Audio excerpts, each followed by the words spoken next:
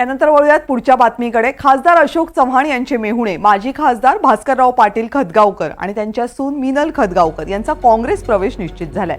काँग्रेस प्रवेशाबाबत निर्णय घेण्यासाठी आज बिलोली तालुक्यातल्या शंकरनगरमध्ये कार्यकर्त्या संवाद बैठकीचं आयोजन झालं। या बैठकीमध्ये मिनल खदगावकर नायगाव विधानसभा मतदारसंघातून काँग्रेसकडून लढण्याचा ठराव एकमतानं पारित झालाय।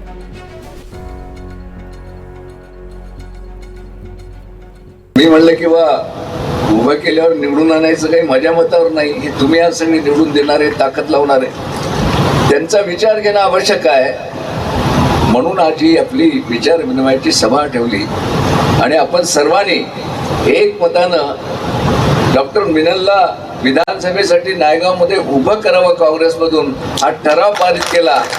याबद्दल मी आपल्या सर्वांचा मनापासून आभारी आहे। मी तुम्हाला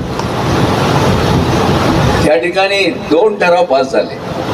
एक, मिनलला जे आहे ते आमदारकीसाठी नायगावमधून उभं करावं आणि दुसरा ठराव, आता मी काँग्रेसमध्ये गेल्यामुळं बिलोली देगलूरची परिस्थिती बदलणार तुम्हाला माहीत नाही। कारण तुम्हाला माहीत आहे की देगलूर बिलोली मतदारसंघामध्ये लोक असं म्हणतात की दादा ज्यांच्या बाजूने उभा टाकेल तो निवडून येतो।